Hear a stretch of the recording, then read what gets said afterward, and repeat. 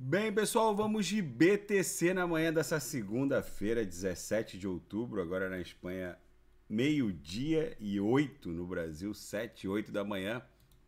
Gente, a gente abriu mais um candle comprador. Vocês vejam que agora a gente vai tentar superar a mediana do canal de Keltner, que está ali um pouquinho acima desse patamar, está em 19.505. Vai ser a segunda tentativa. A primeira tentativa foi nesse candle aqui que fez esse pavio para cima no dia, foi na sexta-feira, né, 14 de outubro. No dia anterior teve aquela mega volatilidade de 13 de outubro que desenhou o martelinho, que foi o prenúncio dessa pernada impulsiva que a gente está desenhando agora, que na minha leitura só vai parar quando a gente encontrar a base da nuvem, que meio que coincide aqui com o bico dessa figura triangular. A gente vai até avançar um pouquinho. Na minha leitura, agora a BTC só vai encontrar um descanso na altura de 19.800, que é a base da nuvem. Se romper, pode buscar esse último topo aqui, formar uma subonda para aí sim buscar eventualmente 25 mil ou até 30 mil. Vamos ver como a gente vai se comportar. A gente está no bico mesmo da figura triangular acumulacional que vem se desdobrando desde maio. Na projeção, a nebulosidade ficou flat. Ambas as linhas agora criaram um paralelismo que pode migrar para um estreitamento dessa nebulosidade avermelhada e eventualmente até criar uma bela nebulosidade esverdeada. Quem vai dar o tom do mercado hoje é o DXY, que já amanheceu tombando menos 0,35%, com um candle aqui fortemente engolfado pelo candle comprador, que teve um corpo real longo do dia 12 de outubro. Engolfou o candle de quinta-feira, 13 de outubro, engolfou o candle de sexta-feira, 14, e agora está engolfando esse candle de segunda-feira, que apesar de estar levemente comprador, na verdade o DXY está tombando. Isso aqui pode ser o prenúncio, o indício dessa queda aqui do DXY para buscar algo abaixo de 110 num primeiro momento. No semanal, o DXY deve emburacar para algo próximo de 103, porque também está dando sinais de perda de fôlego. O índice que mede a volatilidade dos títulos norte-americanos está também avançando para cima de 150. Na última vez que isso aconteceu, que foi aqui, ó, na crise do subprime, em que o Banco Central norte-americano teve que injetar trilhões de dólares para salvar o sistema bancário, não salvou o Lehman Brothers, porém comprou um monte de encrenca e boa parte do balanço patrimonial bizarro do Federal Reserve, que ele está tentando desconstruir agora nesse quantitative tightening, nesse aperto quantitativo, foi criado aqui.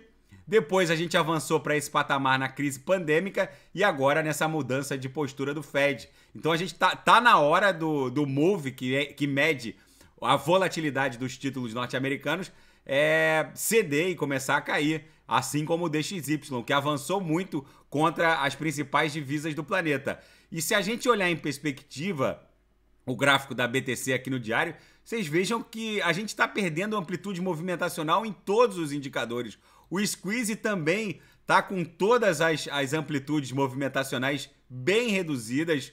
O MACD também está tudo se encaminhando para um mega silêncio que precede um esporro. Esse corpo real desse candle de hoje, levemente comprador, na verdade é o final de um grande movimento acumulacional. Isso sim eu diria que é um verdadeiro silêncio que precede um esporro. No gráfico das VWAPs, a gente também a gente está se direcionando para um ponto de inflexão. Isso aqui vai ter que explodir ou para cima ou para baixo, muito provavelmente para cima, porque em termos de longevidade, o nosso afastamento em relação à VWAP anual já está avançando para o candle de número 184.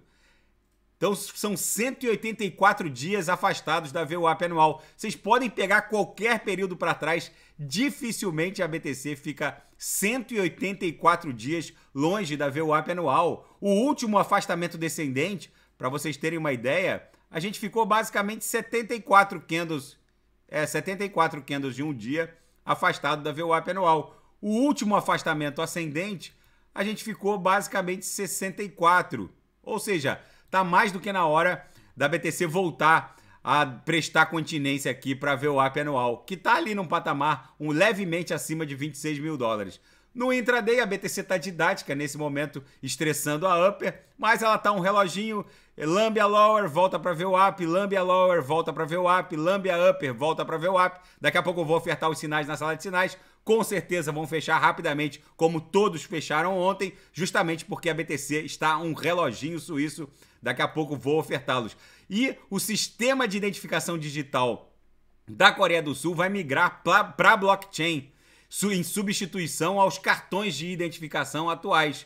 É o novo normal, a tecnologia blockchain pode simplesmente transformar cada um de nós numa NFT insubstituível, e é isso que vai acontecer. Nós seremos para os sistemas meras NFTs. É o novo normal, e o ex-CEO do Morgan Stanley diz que compra Bitcoin e possui Bitcoin.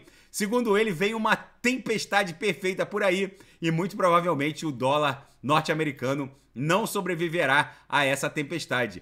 E a regulamentação dos criptoativos na zona do euro entra na fase final.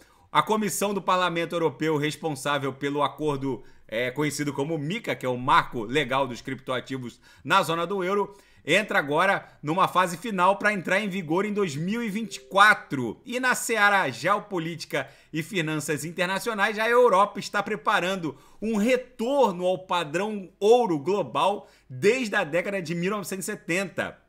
Há evidências de que os bancos centrais europeus estão sim equalizando suas reservas monetárias de ouro de forma proporcional ao PIB, para que um retorno ao padrão ouro seja ultimado. Depois que Richard Nixon suspendeu unilateralmente o último vestígio de padrão ouro em 1971, a Europa não achou nada engraçado. Liderados pela França, os europeus começaram desde então a adquirir cada vez mais ouro, e talvez seja chegada a hora de retomar o padrão ouro. Tem uma série de eventos aqui que dão conta de que é muito provável que o padrão ouro ressurja como reserva cambial global, não só para a zona do euro, mas passaria a ser uma referência para o mundo todo, já que os Estados Unidos não param de rodar a maquininha de imprimir dinheiro. Isso para a BTC é muito bom, já que o market cap do ouro, que está lá em torno de 11 trilhões de dólares,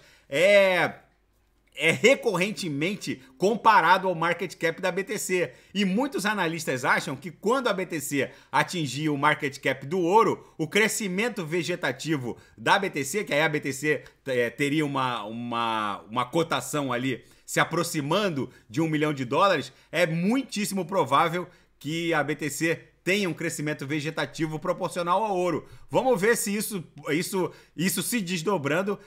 Na minha leitura, é um benefício brutal, não só para o mundo cripto, mas como reserva global, cambial, mais estável, com certeza seria mais saudável do que a gente ter uma mega potência hegemônica que aperta um botão e imprime dinheiro e extrai riquezas e serviços e bens de qualquer lugar do planeta, simplesmente de uma forma artificial, vamos colocar assim. Últimas da Ucrânia, drones kamikaze atingem Kiev nesse domingo. Continuam os ataques kamikazes por drones ultimados pela Rússia. Essa guerra vai ganhando novos degraus, escalando novos degraus em termos de gravidade, e o líder chinês Xi Jinping consolida um terceiro mandato e manda um aviso para o Ocidente. Ele diz que já tem o domínio completo de Hong Kong e vai fazer o mesmo em relação a Taiwan.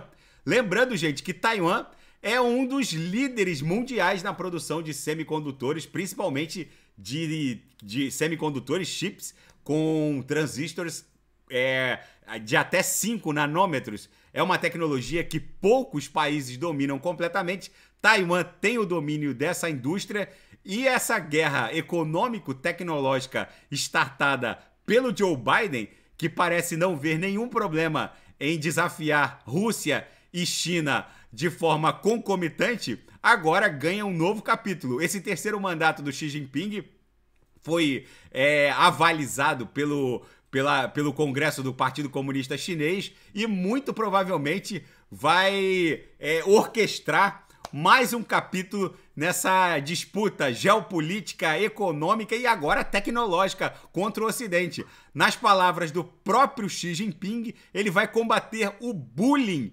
ocidental no que diz respeito à soberania da China sobre o seu território. Lembrando que a China considera Taiwan parte do seu território. Enfim, gente, o mundo está caminhando para tensões cada vez mais bizarras que escalam rapidamente e eventualmente até para um conflito nuclear. E na minha leitura, a BTC está aqui tentando romper a cunha desse triângulo de forma ascendente. A gente vai pro... Na verdade, é o terceiro teste para romper a mediana do canal de Keltner de baixo para cima. Se conseguir romper, é bem provável que a gente busque aqui, no mínimo, num primeiro movimento, o centro gravitacional da nuvem, que está próximo de 20 mil dólares. Se romper, a gente vai buscar esses dois topos aqui. Se forem superados, esse topo em 22.300 e esse topo aqui em 25 mil, aí a BTC só para em 30 mil, que é essa camada congestional. Daqui a pouco eu volto com ADA, XRP, Shiba Inu, Matic, DOT Kusama, e quem quiser sugerir alguma análise, é só colocar nas mensagens abaixo. Grande abraço, até daqui a pouco.